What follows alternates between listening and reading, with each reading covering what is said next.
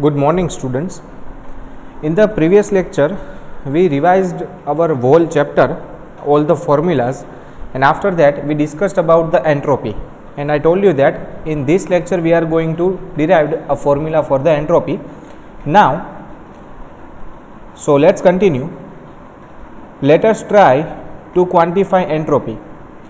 One way to calculate the degree of disorder or chaotic distribution of the energy among the molecules would be through statistical method, which is beyond the scope of the treatment.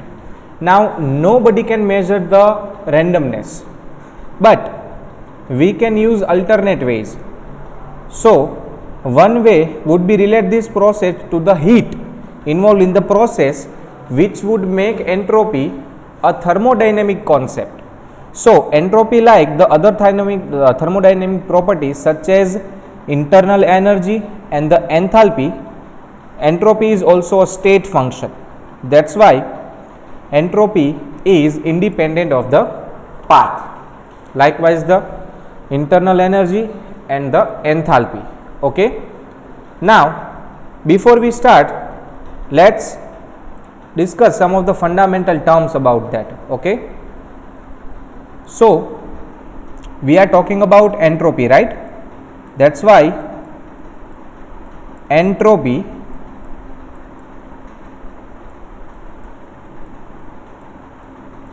symbolized as a S. Okay. Now, as temperature increases, entropy increases. Okay, first relation is as temperature increases, entropy increases. Okay, how can we increase temperature? By increasing heat. If we provide heat to the system, temperature is going to increase, and because of the temperature increased, entropy is going to increase. How? So, if we increase temperature of any substance, the molecule will have more energy and molecule is going to move fast.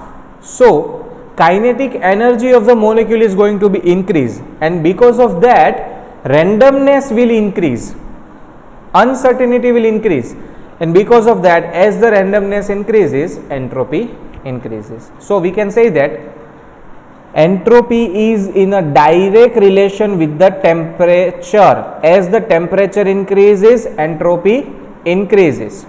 Now, a second important thing, let's take two different cases. Okay, our first case have 25 degrees Celsius temperature. Our first case, reaction A plus B gives me compound C plus D is taking place at 25 degrees Celsius. Okay, and our second condition is 55 degrees Celsius. Okay, and the same reaction take place is at 55 degrees Celsius. So, A plus B will give me product C plus D. Now, tell me, from these two conditions, which condition will have more entropy? Obviously, entropy of the second condition will be more than entropy of the first condition. Okay.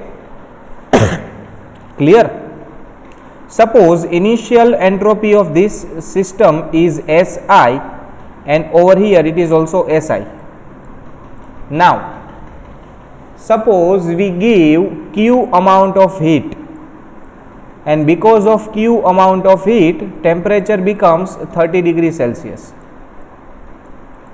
Okay, at 60 degrees Celsius, reaction is at equilibrium, and same amount of heat is provided at a 55 degrees Celsius and becomes 60 degrees Celsius.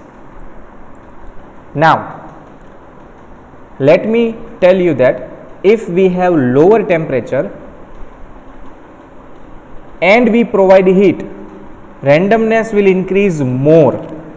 So, S final, if we get difference between this delta S for condition 1 will be more compared to delta S of condition 2. That means if we have taken two different situations at two different temperature, higher temperature will feel less change in entropy with addition of heat, and lower temperature will feel more randomness with same amount of heat. So at this we can say that delta S1 will be greater than delta S2, and as we know, we always talk about change in entropy, not the perfect value of entropy. So if entropy is in the direct relation with the temperature, change in entropy is inversely proportional to the temperature. As temperature increases, change in entropy will be less.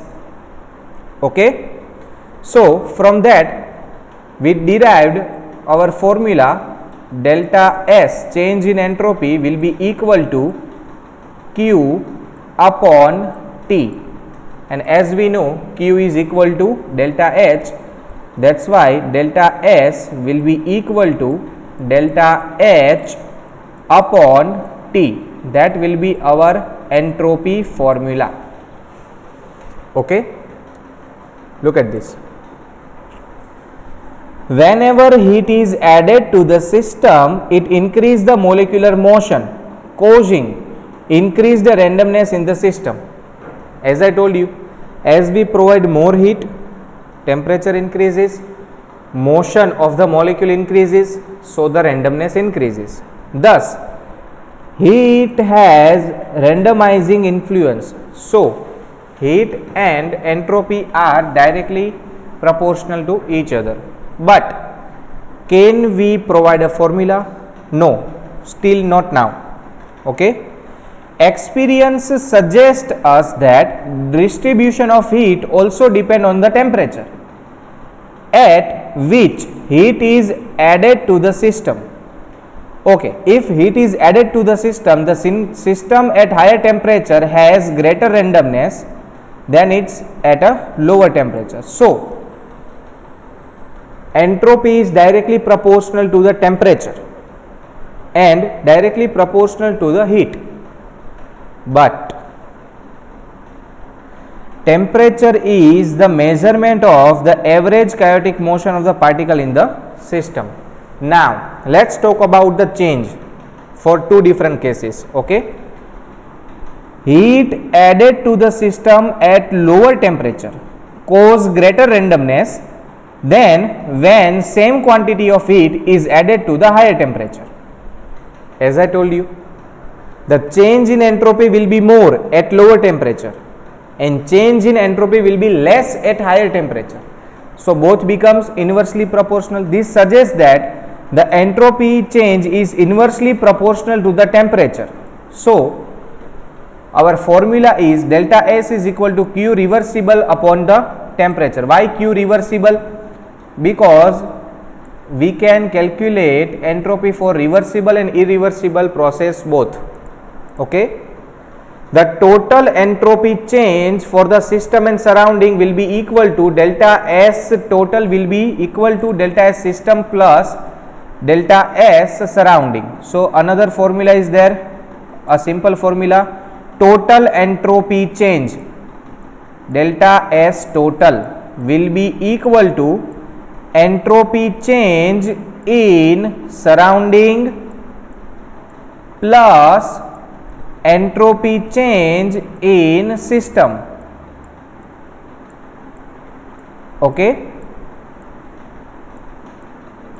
if we are talking about spontaneous reaction, delta S total will be always positive. So if delta S total is greater than 0, reaction is spontaneous, it occurs on its own. Okay, look at this. See, after that, when system is at equilibrium, when all the reagent converts to the product, and simultaneously product converts to the reagent at a same rate. No more product will be there, no more reagent will be there, and that state is called equilibrium. Okay, and for the equilibrium, entropy becomes maximum, so change in entropy becomes 0. So at equilibrium, delta S is 0. So at equilibrium, entropy change becomes 0 because entropy becomes maximum. Okay, we can say that entropy for the spontaneous process increases till it reaches to the maximum at the equilibrium, and then change in entropy becomes 0. Now entropy is the state function, so we can derive it for reversible process for the system by delta S system is equal to Q system reversible upon T. Okay. Now delta H, if this is for the system, then what will be the formula for surrounding? It will be easy. Delta S surrounding will be equal to delta H surrounding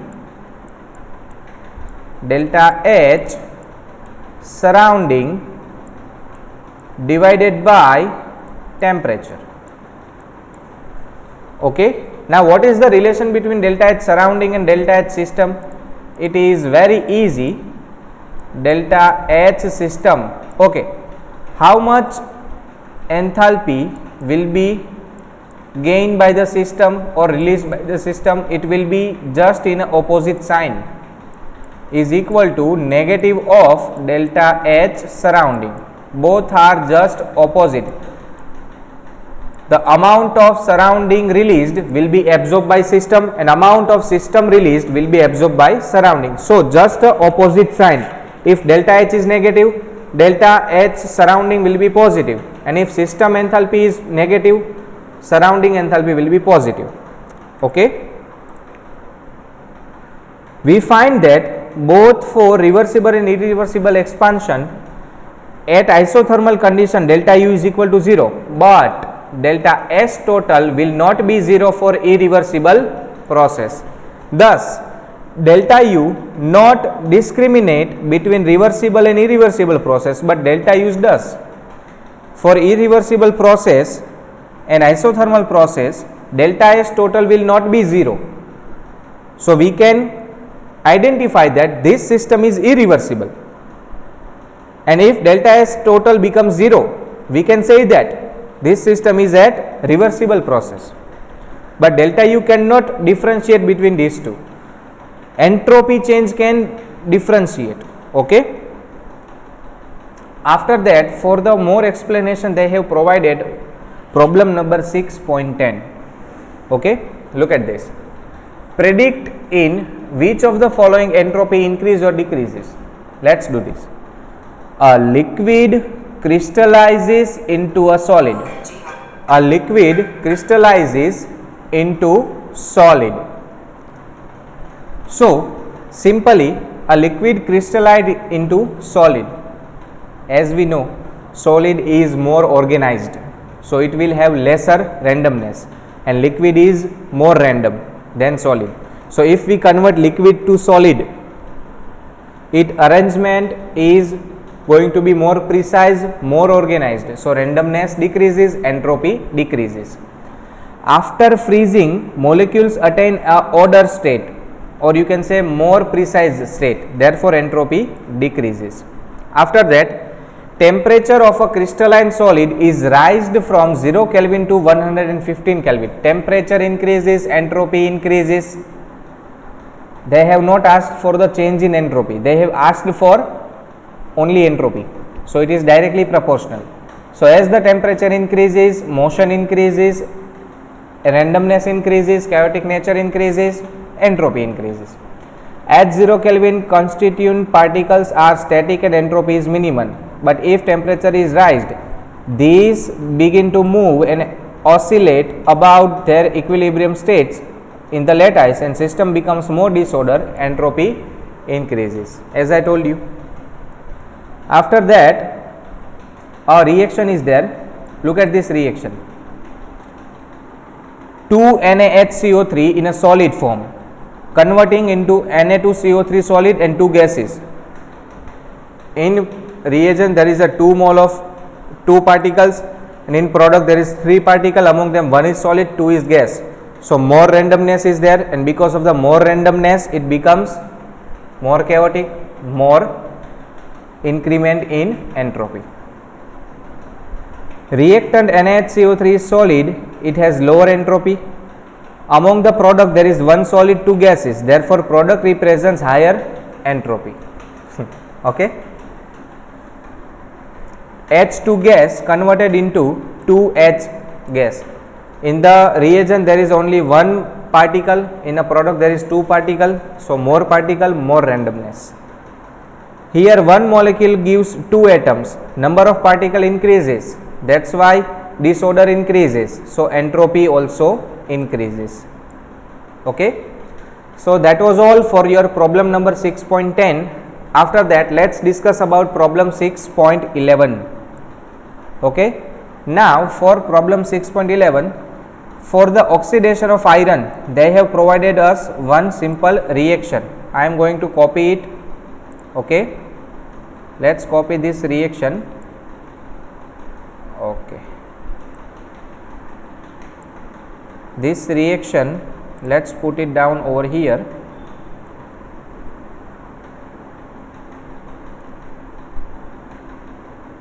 Okay. This is randomness, entropy increases. Let's put it down over here. Now look at this.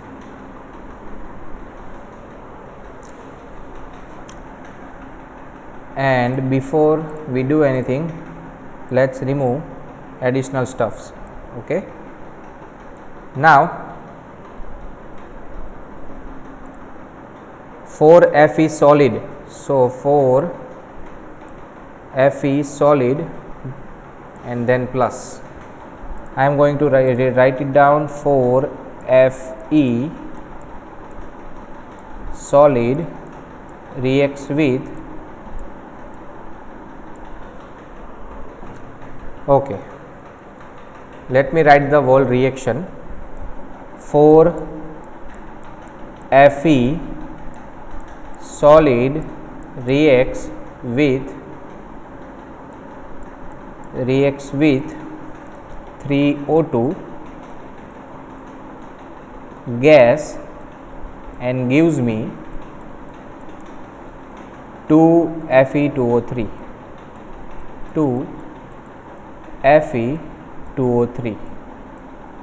solid. This is your problem number 6.11. Okay, look at the information they have given us. Entropy change for the system minus 549.4. So delta S system has been given. It is minus 549.4 joule Kelvin inverse mole inverse. Okay, this is the entropy change for system. After that, at 298 Kelvin, temperature has been given 298 Kelvin. Okay. After that, in spite of negative entropy change in the reaction, why system is spontaneous? Let's provide the answer. Before that, they have given us entropy, enthalpy.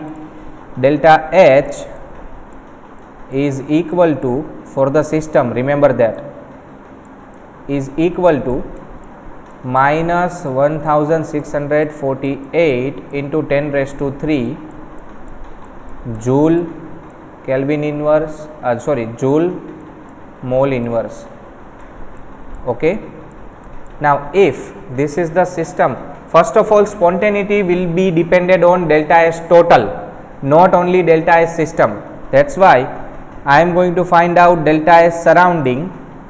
So delta H surrounding will be equal to If delta H system is negative, delta H surrounding will be positive. 1648 into 10 raised to 3 joule mole inverse Kelvin inverse.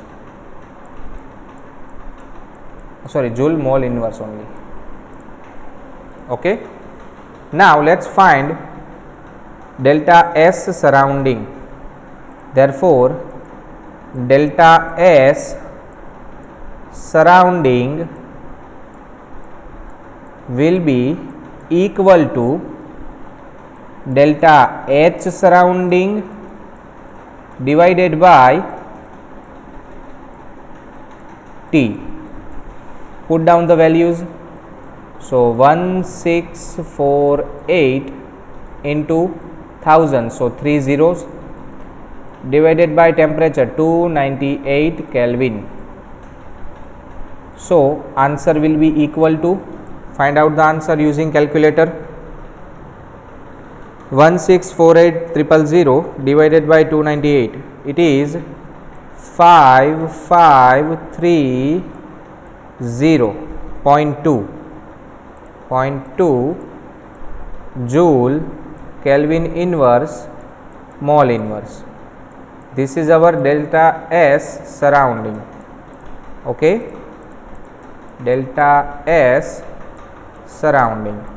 Now simply use the formula delta S total over here. We have already formula, so I am just going to copy it from here. Okay, I am calculating it over here. Okay, so delta S total will be equal to delta S surrounding 5530.2, okay, minus the system. The information is given. Why minus? Because the value is in minus. So minus 549.4. So the answer will be, subtract this from given value, minus 549.4. It is equal to 4980.8. So delta S total is positive, and because of that our reaction is spontaneous. Okay, joule Kelvin inverse mole inverse. Okay, look at this. One decides the spontaneity of the reaction by considering delta S total. For calculating delta S surrounding, we have to consider the heat absorbed by the surrounding minus H system. Okay, so it will be equal to 5530.2 joule Kelvin inverse mole inverse. Now if we put down into delta S total formula, we will get answer positive value. This shows that above reaction is spontaneous. Okay.